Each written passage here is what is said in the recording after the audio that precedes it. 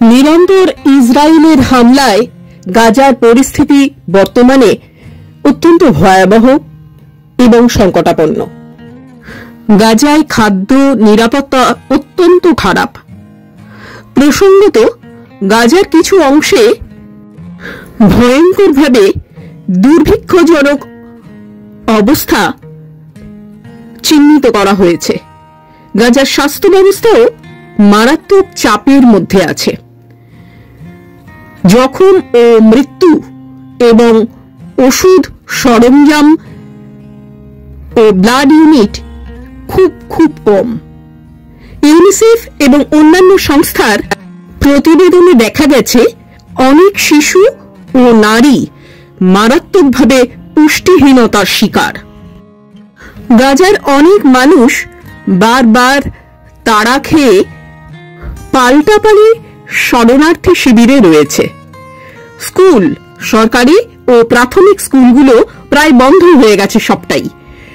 অনেক স্কুল আশ্রয় কেন্দ্র হিসেবে ব্যবহৃত হচ্ছে। একটি বিশ্লেষণ অনুযায়ী গাজার জনসংখ্যার একটি বড় অংশ আইপিসি ফেজ 5 মানে সামরিক উত্তেজনা অব্যাহত রয়েছে। ইসরায়েল গাজার কিছু এলাকা দখল করার পরিকল্পনা তৈরি করেছে বলে জানা যাচ্ছে। এটি গাজার ভবিষ্যৎ রাজনৈতিক গঠন ও মানুষের নিরাপত্তার দৃষ্টিকোণ থেকে বিরাট উত্তেজনা সৃষ্টি করেছে। গাজার অভ্যন্তরে রাজনৈতিক সহিংসতাও রয়েছে। হামাস ও কিছু গোত্র ও গোষ্ঠীর মধ্যে সংঘর্ষ চলছে। পাশাপাশি গাজার কিছু অংশ হামাস সরকারের বিরুদ্ধে ক্ষেপে ক্ষেপে বিক্ষোভ চলছে। হামাস দ্বারা কিছু সন্দেহভাজন সহযোগী প্রতিপক্ষ বা অপরাধীদের বিরুদ্ধে নির্বিচারে হত্যার অভিযোগও আসছে।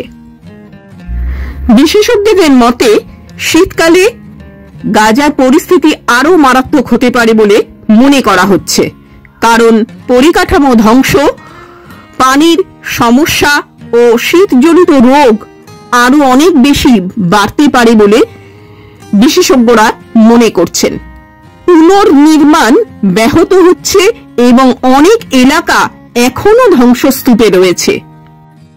গাজা এখন কেবল একটি সামরিক সংঘর্ষের ময়দান নয়, এটি মানবিক বিপর্যয়ের চরম পর্যায়ে আছে। বৃহত্তর জনসংখ্যা ক্ষুধা, পুষ্টিহীনতা, স্বাস্থ্য ঝুঁকি ও নিরাপত্তাহীনতার মধ্যে জীবনযাপন করছে। সেপ্টেম্বর 2025-এ ট্রাম্প একটি 20 দফা প্রস্তাব তুলে ধরেছেন গাজা যুদ্ধ শেষ করার এবং পুনর্গঠন শুরু করার জন্য। পরিকল্পনায় সৃষ্ট গাজা গঠন করার কথা বলা হয়েছে। অর্থনৈতিক উন্নয়ন, নিরাপদ অঞ্চল, বিশেষ অর্থনৈতিক জোন ইত্যাদি তাতে অন্তর্ভুক্ত থাকছে। গাজার সামরিক শাসন এক টেকনোক্র্যাটিক সরকারের হাতে হবে বলে ট্রাম্প প্রশাসন বা ট্রাম্প জানিয়েছে এবং হামাসকে সরাসরি গভর্নেন্সে অংশ নিতে দেওয়া হবে না। একটি ইন্টারন্যাশনাল স্টেবিলাইজেশন ফোর্স অর্থাৎ আইএসএফ গঠনের প্রস্তাবও রয়েছে। এটা বিভিন্ন দেশ থেকে মিলিশিয়ার মধ্যে গঠন করা হবে। গাজার নতুন পুলিশ ফোর্স গঠন করবে এবং সীমানা নিরাপত্তা দেবে। অস্ত্র নিষ্ক্রিয়করণও করা হবে। হামাস ও অন্যান্য সশস্ত্র গোষ্ঠীর অস্ত্র ধীরে ধীরে ধ্বংস বা ফিরে নবমূল্যায়ন প্রক্রিয়াও শুরু করা হবে বলে জানানো হয়েছে। বন্দি বিনিময় প্রস্তাবও রয়েছে। এই সঙ্গে সঙ্গে 72 ঘন্টার মধ্যে জীবিত ও মৃত জিম্মিদের ফিরিয়ে আনা হবে এবং গাজার নির্দিষ্ট বন্দীদের মুক্তি দেওয়া হবে। গাজার মানুষের জলায়ন বাধ্যতামূলক সরানো অর্থাৎ ফোর্সড ডিপ্লেসমেন্ট প্রস্তাবটি আপডেট করা হয়েছে। নতুন পরিকল্পনায় কোনো বাধ্যতামূলক স্থানান্তর হবে না। যারা চাইবে তারা স্বতঃস্ফূর্তভাবে গাজা ছেড়ে চলে যেতে পারবে, কিন্তু ফিরে আসার সুযোগও থাকবে। অস্থায়ীভাবে গাজার পুনর্গঠনে আর্থিক সহায়তা করা হবে এবং অর্থনৈতিক পরিকল্পনায় বিনিয়োগ বাড়ানো হবে। রাজনৈতিক ভবিষ্যৎ সম্ভাবনায় সম্পর্কে বলা হয়েছে, যদি গাজার পুনর্গঠন ও সংশ্লিষ্ট ভূমিকা সফল হয় তাহলে একটা পথ থাকতে পারে পরবর্তীতে ফিলিস্তিনি স্বশাসনের দিকে যাওয়ার ক্ষেত্রে, কিন্তু সেটা নির্দিষ্ট সময়সীমার মধ্যে নয়। কিছু শর্তের উপর ভিত্তি করে ব্যাপারটা করা হবে। হামাস এবং অনেক আন্তর্জাতিক বিশ্লেষক এখনো পুরোপুরি বিশ্বাস করে না বা পরিকল্পনায় সমস্যার দৃষ্টিকোণ দেখছে। কোন একটা দৃষ্টিকোণ থেকে জানানো হচ্ছে, আপডেট করা প্রস্তাবকেই ট্রাম্প উল্টো দৃষ্টিকোণ দিয়ে উপস্থাপন করেছে। প্রথম প্রস্তাবের মতো জনবহুল স্থানান্তর বা রিপ্লেসমেন্ট চিন্তা কমিয়ে স্বতঃস্ফূর্ত সরে যাওয়া অর্থাৎ ভলান্টারি এক্সিট কথাটা এগিয়ে আনা হয়েছে। আরব মধ্যস্থতাকারীরা কিছু সংশোধনী প্রস্তাব দিয়েছে। মিশর অন্যান্য দেশ বলেছে তারা ট্রাম্পের এই পরিকল্পনাকে একটি ভিত্তি হিসেবে দেখছে, কিন্তু কিছু পরিবর্তন এর মধ্যে দরকার হতে পারে। কিছু সমালোচক বলছেন ট্রাম্পের পরিকল্পনায় উপনিবেশ ধারণা রয়েছে, যেমন গাজার শাসন আন্তর্জাতিক বা বিদেশি উপদেষ্টাদের হাতে দেওয়া, যা ফিলিস্তিনিদের সার্বভৌমত্বের দৃষ্টিকোণ সেটা যথেষ্ট সমস্যাজনক। ইতিমধ্যে ট্রাম্প কিছু অংশ থেকে স্থানান্তরের পরিকল্পনা থেকে সরে এসেছে বলে সমালোচনায় বলা হচ্ছে। অর্থাৎ প্রথমে মাস দূরত্বে গাজা খালি করার মডেল ছিল বা অন্তত তা ভাবা হয়েছিল, কিন্তু পরের পরিকল্পনায় বলছে কাউকে বাধ্য করা হচ্ছে না যে যেতেই হবে তাকে। এটা কিছুটা নরম হয়েছে তার প্রাথমিক প্রস্তাবনার তুলনায়। ইসরায়েল ইতিমধ্যেই এই 20 পয়েন্ট পরিকল্পনার কিছু দিক মেনে নিয়েছে বলে জানা যাচ্ছে, তবে আরব নেতাদের মধ্যে কিছু পরিকল্পনার বিরোধিতাও রয়েছে। যেমন কিছু আরব দেশ বলছে তাদের পরিকল্পনা আছে যা গাজার পুনর্গঠন করবে, কিন্তু ফিলিস্তিনিদের পুরোপুরি সরিয়ে না নিয়ে। ট্রাম্প আবার বড় কোন একটা খেলা খেলছে বলেও মনে করা হচ্ছে। তার নতুন পরিকল্পনা গাজার ভবিষ্যৎ কল্পনাকে রূপ দিচ্ছে, শুধু যুদ্ধবিরতির জন্য নয়, দীর্ঘমেয়াদী পুনর্গঠন ও নিরাপত্তা কাঠামোর দিকে ব্যালেন্স রাখার চেষ্টা করা হয়েছে। বাস্তবতা সরিয়ে দেওয়া পরিকল্পনায় অনেক বিতর্ক ছিল, সেটা এখন আপডেট করা হয়েছে যাতে স্বেচ্ছা প্রস্থান বলা যায় এবং কাউকে বাধ্য করা হচ্ছে না। এটি ডিপ্লোম্যাটিক ভাবে কিছু চাপ কমাতে পারে, তবে সংশয় এখনো রয়েছে। আঞ্চলিক অংশীদারদের গুরুত্ব বেড়েছে। আইএসএফ গঠন এবং আন্তর্জাতিক শরিকদের অংশগ্রহণ গাজার নিরাপত্তার জন্য নতুন ধাপ, কিন্তু এটি বাস্তবায়ন ও নেতৃত্বে চ্যালেঞ্জ থাকবে। অনেকেই বলছেন ট্রাম্পের পরিকল্পনায় ফিলিস্তিনিদের সার্বভৌম আত্মনিয়ন্ত্রণ অর্থাৎ স্বশাসন সীমিত করা হচ্ছে বা বিদেশি শাসক অর্থাৎ ট্রাস্টি ধরনের কাঠামো দেখা যাচ্ছে, যা আইনত ও ন্যায্যতার দৃষ্টিকোণ থেকে বিতর্কযোগ্য। পরিকল্পনা যত বিশালই হোক না কেন আর তার বাস্তবায়ন যত কঠিনই হোক না কেন, অর্থায়ন, পুনর্গঠন, রাজনৈতিক অংশীদারিত্ব সবই এখন বড় চ্যালেঞ্জ। গাজার শাসন ব্যবস্থার জন্য একটা অস্থায়ী প্রযুক্তিগত কমিটি গঠন করার কথা বলা হয়েছে, যা আন্তর্জাতিক বোর্ড অফ পিস দ্বারা তদারকি করা হবে, যেখানে ট্রাম্পও একটি ভূমিকায় থাকবেন। গাজার পুনর্গঠনে একটা ইন্টারন্যাশনাল স্টেবিলাইজেশন ফোর্স অর্থাৎ ISF গঠন করার প্রস্তাবও রাখা হয়েছে, যা নতুন পুলিশ গঠন ও নিরাপত্তা নিয়ন্ত্রণে কাজ করবে। আর্থিক পরিকল্পনার হিসেবে গাজার পুনর্গঠনের জন্য বিশেষ অর্থনৈতিক অঞ্চল তৈরি করার কথা বলা হয়েছে এবং পুনর্গঠন ও বিনিয়োগের জন্য আন্তর্জাতিক বিশেষজ্ঞদের দলে নিয়োজিত করা হবে। প্রস্তাব অনুযায়ী হামাসকে শাসন থেকে বাদ দেওয়া হবে, যারা অস্ত্র ছাড়বে এবং শান্তিপূর্ণ সহাবস্থানায় রাজি হবে তাদের ক্ষমার প্রস্তাব দেওয়া হয়েছে। প্রস্তাব অনুযায়ী গাজার মানুষকে কারো দিকে বল প্রয়োগ করা হবে না, কিন্তু যারা যেতে চায় তাদের নিরাপদে পথ করে দেওয়ার কথাও বলা হয়েছে।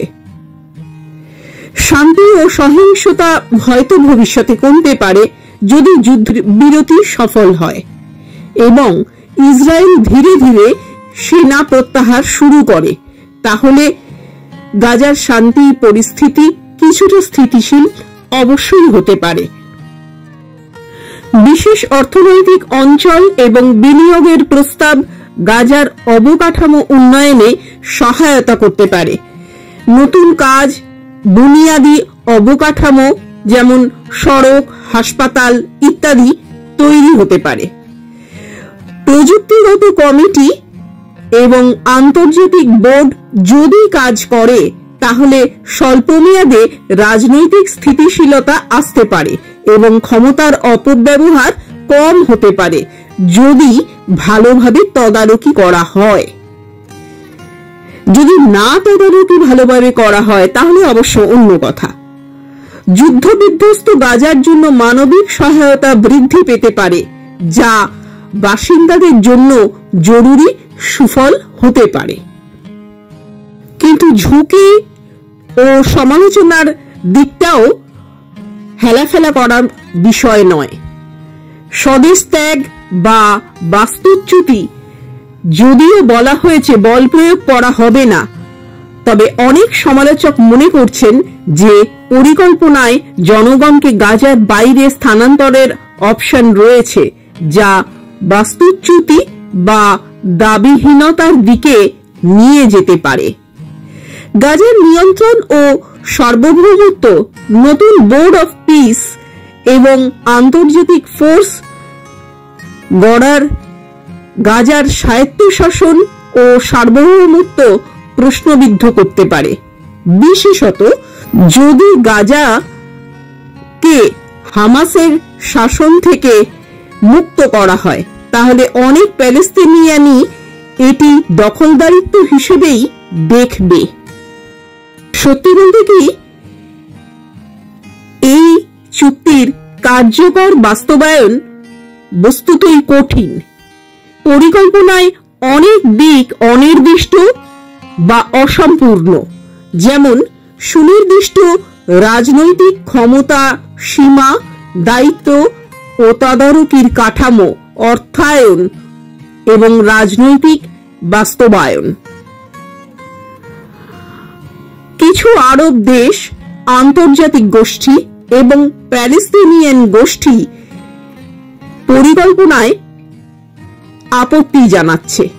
এছাড়া রাশিয়া বলেছে এই পরিকল্পনা স্পষ্ট নয়। দূরত্বে রাজনৈতিক ভবিষ্যৎ যদিও জায়ান রাষ্ট্র গঠনের পর্ব উল্লেখ করা হয়েছে, সেটা খুবই শর্তসাপেক্ষ এবং ধীর গতিতে হতে পারে। অনেক সমালোচক বলছেন যে এটি প্যালেস্তিনিয়ানদের জন্য স্থায়ী রাষ্ট্র গঠনের পরিবর্তে শুধুমাত্র এক অস্থায়ী প্রশাসনিক ব্যবস্থাকেই সমর্থন করতে পারে। যদি হামাস পুরোপুরি প্ল্যান মেনে না নেয় বা আঞ্চলিক দেশগুলো এই পরিকল্পনায় অংশ নিতে অনিচ্ছুক হয়, তাহলে পুরো পরিকল্পনা বাস্তবায়ন যোগ্যতা হারাবে। যদি পরিকল্পনা সফলভাবে বাস্তবায়িত হয়, তাহলে গাজায় কিছুটা স্থায়ী শান্তি আসতে পারে, গাজার অবকাঠামো পুনর্গঠন হতে পারে এবং মানুষের জীবনমান কিছুটা উঠে যেতে পারে। কিন্তু একই সঙ্গে এটি প্যালেস্তিনিয়ান সার্বভৌমত্ব ও গাজার রাজনৈতিক স্বাধীনতার দৃষ্টিকোণ থেকে বড় চ্যালেঞ্জ হতে পারে। অনেক প্যালেস্তিনিয়ান এটি আন্তর্জাতিক দখল বা নিয়ন্ত্রণ করা অঞ্চল হিসেবে দেখতেই পারে। দীর্ঘমেয়াদে যদি গাজা রিডিমিলিটারাইজড হয় এবং প্যালেস্তিনিয়ান রাষ্ট্র গঠনের পথ খুব ধীর গতিতে এগোয়, তাহলে রাজনৈতিক উত্তেজনা পুরোপুরি নাও মিটতে পারে। গাজাকে সন্ত্রাসমুক্ত ও উন্নত ভবিষ্যতের দিকে গড়ে তুলতে বিশেষজ্ঞদের, বিশেষ করে রাজনীতিবিদ, আন্তর্জাতিক সংস্থা, এই সমস্ত বিভিন্ন বিশেষজ্ঞদের মতে বিভিন্ন দৃষ্টিভঙ্গি ও পরিকল্পনা আছে। এখানে তার কিছু পরিকল্পনা তুলে ধরা হলো এবং তাদের সমালোচনাও তুলে ধরা হলো। প্রথমত, আন্তর্জাতিক শান্তিরক্ষী বাহিনী। ফ্রান্স গাজায় একটি আন্তর্জাতিক শান্তিরক্ষা বাহিনী গঠনের প্রস্তাব দিয়েছে, যা যুদ্ধবিরতির পরে নিয়ন্ত্রণ প্রতিষ্ঠায় এবং হামাসকে নিষ্ক্রিয় করার কাজে অংশ নিতে পারে। কিন্তু সব দেশ এটি গ্রহণে স্বাচ্ছন্দ্য বোধ করছে না। যেমন জর্ডানের বাদশাহ বলেছেন যে এমন বাহিনী পাঠানো সহজ কাজ হবে না। দ্বিতীয়ত, কিছু আরব দেশ যেমন মিশর গাজার পুনর্গঠনের জন্য একটি বড় অর্থনৈতিক পরিকল্পনা আনছে। আরব নেতারা রিয়াদ এবং অন্যান্য জায়গায় বৈঠক করেছেন গাজার ভবিষ্যৎ শাসন ও নিরাপত্তা নিয়ে। ওআইসি ইসলামী সহযোগিতা সংস্থা মন্ত্রী পর্যায়ে কমিটি গঠন করেছে গাজার পুনর্গঠনের দৃষ্টিকোণ থেকে এবং আন্তর্জাতিক সম্প্রদায়ের অংশগ্রহণের আহ্বান জানিয়েছে। এক পরিকল্পনায় গাজায় অর্থনৈতিক অঞ্চল তৈরি করার কথাও বলা হয়েছে, বিশেষ কোনো শুল্ক নীতি, প্রবেশাধিকার, সুবিধে, বিনিয়োগের সুযোগ ইত্যাদি। গাজার পুনর্গঠনের জন্য আন্তর্জাতিক তহবিল করারও প্রস্তাব হয়েছে, যা অবকাঠামো, বাসস্থান, শিক্ষা, স্বাস্থ্য এইসব ক্ষেত্রে বিনিয়োগ করতে পারে। জাতিসংঘ বিশেষজ্ঞরা বলছেন যে যে কোনো শান্তি পরিকল্পনা আন্তর্জাতিক আইন, বিশেষ করে প্যালেস্তিনিদের স্বনির্ধারণের অধিকার বজায় রাখবে এবং তাদের মানবাধিকার রক্ষা করবে। শুধু অর্থনৈতিক উন্নয়ন নয়, রাজনৈতিক অংশগ্রহণ এবং স্বায়ত্তশাসনের সুযোগ থাকা খুবই গুরুত্বপূর্ণ, যাতে গাজাবাসীর দীর্ঘমেয়াদী স্থিতিশীলতা নিশ্চিত করা যায়। গাজার পুনর্গঠন ও নিরাপত্তার জন্য এক প্রস্তাব হল স্টেবিলাইজেশন ফোর্স, যা আন্তর্জাতিকভাবে নিয়ন্ত্রিত হবে এবং অস্ত্র নিষ্ক্রিয়করণে কাজ করবে। বিশেষজ্ঞদের মধ্যে উদ্বেগ রয়েছে যে শুধুমাত্র অর্থনৈতিক উন্নয়ন দিয়েই সমস্যা শেষ হবে না, যদি রাজনৈতিক ও নিরাপত্তাজনিত সমস্যাগুলি সমাধান না করা হয়। ভূমি উচ্ছেদের আশঙ্কাও রয়েছে। কিছু পরিকল্পনায় গাজার পুনর্গঠন করতে গিয়ে প্যালেস্তিনিরা তাদের ভূমি থেকে সরিয়ে দেওয়া হবে কিনা তা নিয়ে উদ্বেগ রয়েছে। শাসন ব্যবস্থায় স্বায়ত্তশাসনের ঘাটতিও রয়েছে। যদি গাজার শাসন কেবল মধ্যস্থতাবাহী প্রতিষ্ঠান বা আন্তর্জাতিক ফোর্সের হাতে চলে যায়, তাহলে প্যালেস্তিনিদের রাজনৈতিক অংশগ্রহণ কম হতে পারে এবং তাদের দীর্ঘমেয়াদী গাঁজা পুনর্গঠনে প্রচুর পরিমাণ টাকা দরকার, কিন্তু শুধু তহবিল পাওয়া নয়, তার সুষ্ঠু বন্টন, দুর্নীতি নিয়ন্ত্রণ করাও গুরুত্বপূর্ণ। সন্ত্রাসমুক্ত গাঁজা গড়ার কথা বললে বিশেষজ্ঞরা বলেন যে হামাস ও অন্যান্য সশস্ত্র গোষ্ঠীর গোষ্ঠীকরণ, অস্ত্র হ্রাস এবং নিরাপত্তা ব্যবস্থাপনায় অগ্রাধিকার দিতে হবে, কিন্তু এটা রাজনৈতিক দৃষ্টিকোণ থেকে খুবই সংবেদনশীল একটা বিষয়। অনেক পরিকল্পনা আন্তর্জাতিক অংশগ্রহণের ওপর ভিত্তি করে, অর্থাৎ বিভিন্ন দেশ, গোষ্ঠী এবং সংস্থার পারস্পরিক স্বার্থ থাকতে পারে, যা একত্রে কাজ করা কঠিন করে তুলতে পারে। দীর্ঘমেয়াদী শান্তি উন্নয়ন একসাথে যেতে হবে, শুধু যুদ্ধ বন্ধ করাই যথেষ্ট নয়। গাজার ভবিষ্যৎকে স্থায়ীভাবে উন্নত করতে হলে অর্থনৈতিক পুনর্গঠন, রাজনৈতিক অংশগ্রহণ ও নিরাপত্তা ম্যানেজমেন্ট একসাথে পরিকল্পনা করতে হবে। গাজাবাসীর নিজ দায়িত্ব ও অংশগ্রহণও এক্ষেত্রে ভীষণ জরুরি। যে সন্ত্রাসমুক্ত ও উন্নত ভবিষ্যৎ গড়তে চাওয়া হচ্ছে, তার জন্য গাজার জনগণকে পরিকল্পনায় অংশ নিতে দিতে হবে, না হলে সেটা তাদের জন্য বৈধ হতে পারে না। আন্তর্জাতিক সম্প্রদায়ের দায়বদ্ধতার কথাও এখানে মাথায় রাখতে হবে। আরব দেশ, ইউরোপ, সম্প্রতি ওআইসি সবকে মিলে কাজ করে গাজার জন্য তহবিল, প্রশিক্ষণ, অবকাঠামোগত সহায়তা দিতে হবে। নিয়মিত মনিটরিং এবং স্বচ্ছতা বজায় রাখাও দরকার। পুনর্গঠনের প্রকল্পগুলোকে স্বচ্ছভাবে মনিটর করতে হবে এবং জনগণকে জানাতে হবে যে তাদের টাকাটি কিভাবে ব্যবহার হচ্ছে। মানবাধিকারকে অগ্রাধিকার দিতে হবে, বিশেষত যুদ্ধবিধ্বস্ত গাজায় পুনর্গঠন ও উন্নয়নের কাজ করার সময় মানবাধিকার লঙ্ঘন যাতে না ঘটে সেটা দেখতে হবে। এটা এক গুরুত্বপূর্ণ দৃষ্টিকোণ যার ওপর বিশেষজ্ঞরা সর্বদাই জোর দিচ্ছেন। গাজা পুনর্গঠনে আপনাদের কি কি মতামত সেটা আপনারা লিখে জানাতে পারেন। কি করলে গাজার মানুষদের স্বায়ত্তশাসন এবং অধিকার খর্ব না করেও পৃথিবীতে শান্তি বজায় রাখা যেতে পারে, সে বিষয়ে আপনাদের মতামত আপনারা কমেন্ট বক্সে জানালে সেটা থেকে আমরাও নতুন আলোচনার এবং ভাবনা চিন্তার সুযোগ পাব। ভিডিওটা এই মুহূর্তে যদি কেউ দেখে থাকেন আর যদি ভালো লেগে থাকে তাহলে প্লিজ লাইক, শেয়ার, কমেন্ট করে আমাদের চ্যানেলের পাশে থাকবেন। সাবস্ক্রাইব করে পাশের বেল বাটনটাকে অন করে দেবেন যাতে আমাদের পরবর্তী ভিডিওর নোটিফিকেশনগুলো আপনারা সহজেই পেতে পারেন। Be curious, be genius, celebrate your life in a proper way. আর হ্যাঁ, আরেকটা কথা, আপনারা কি কি বিষয়ে জানতে আগ্রহী সেটা এখানে কমেন্ট করে জানিয়ে দিন। আমরা পরবর্তীকালে চেষ্টা করব আপনাদের পছন্দ মতো বিষয়ে ভিডিও করতে।